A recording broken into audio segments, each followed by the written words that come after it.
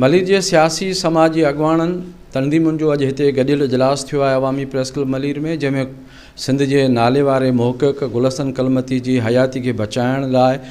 सलाह मसलत कई वई आहे। कुझु फ़ैसिला थिया आहिनि। सिलसिले में अचो त अॻवान सां ॻाल्हायूं त उन्हनि कहिड़ी हिकमत अमली ठाही आहे। साईं गुलशन कलमती जेको हिन धरतीअ जो असासो आहे, जंहिं हिते जी तारीख़ खे, हिन धरती जी तारीख़ खे, कराची जी तारीख़ खे, सिंध जी तारीख़ खे, पाकिस्तान जी तारीख़ खे महफ़ूज़ कयो आहे, हुन जी इलाज कराइण जी सिलसिले में मलीर जी सिविल सोसाइटी अॼु हिते गॾु थियो आहे ऐं असां हिते इन इजलास में हिकिड़ो कमेटी जोड़ियो आहे जेको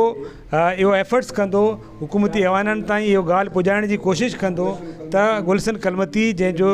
इलाज पाकिस्तान में असीं सम्झूं था मुमकिन कोन्हे, हुनजो इलाज पाकिस्तान खां ॿाहिरि करायो वञे। बरे फ़क़ीर जो फरमायो गुलशन कलमती जंहिं न सिर्फ़ु 12 किताब लिखिया, बल्कि आउं सम्झां थो त कराची खे कंहिं माण्हू अगरि सही माण्हू में उजागर कयो हुए त हुन में गुलशन कलमती ऐं सियासी समाजी वर्करनि खे जेको सो अपील थी करे त तव्हां मुतहरिक थियो, गुलशन कलमती जी हयाती बचाइण लाइ ईंदड़ अंगारे ते अवामी प्रेस क्लब मेमन ॻोठ जे साम्हूं एहतजाजी मुज़ाहिरो कयो वेंदो। ऐं असां सभिनी जो हिते मुतालबो बि हो त जेकॾहिं इन जे लाइ को सरकार नोटिस नथी वठे त असां जदोजहद करे, जीअं दोस्तनि फ़ैसिलो कयो अंगारे ॾींहुं, त असां सॼी सिंध खे बि अपील कंदासीं त अंगारे जी इन एहतजाज में हिन हिकिड़ो तारीख़ जे लाइ जेको जदोजहद कनि। ये अहम फ़ैसिला कया विया आहिनि त साईं जो जेको इलाज जेको आहे उहो कराची जी निजी अस्पताल में थिए थो, मगर असीं जेके आहियूं सिविल सोसाइटी मलीर जी आवाम जेको उन सां प्यार करे थी, उहा उन इलाज में मुतमिन न आहियूं।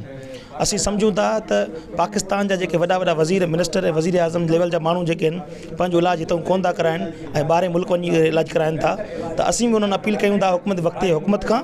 त गुलशन कलमती साहब खे सुठी में सुठी अस्पताल ऐं ॿाहिरि मुल्क वठी करे उनजो इलाज करायो वञे। ऐं हुकूमत जेको सो जंहिं तरीक़े सां इलाज मुआवज़े जे हवाले सां नोटिस वठे, उन तरीक़े सां नोटिस कोन पई वठे। हीउ जेको कमु आहे असांखे अहिड़ी टिवाटीअ ते असां बीठा आहियूं जो असां को फ़ैसिलो करणु असांजे सम्झ खां ॿाहिरि आहे। इहो हुकूमत खे असां अपील कंदासीं त फौरी तौर ते अॼु जो कमु सुभाणे ते न रखियो वञे ऐं असांजे मलीर जे मोर खे ऐं मलीर जे मिर्ज़ा कलीज बैग खे हितां बचायो वञे। मलीर जे सान्याहबंदनि सिंध हुकूमत खां मुतालबो कयो आहे त गुलशन कलमती जी तबियत तमामु घणी ख़राबु आहे, संदि इलाज खां मुतमइन आहिनि, इन करे फौरी तौर ते खेसि ॿाहिरी मुल्क माणे संदि हयाती बचाई वञे। Sami Memon, KTN news Malir.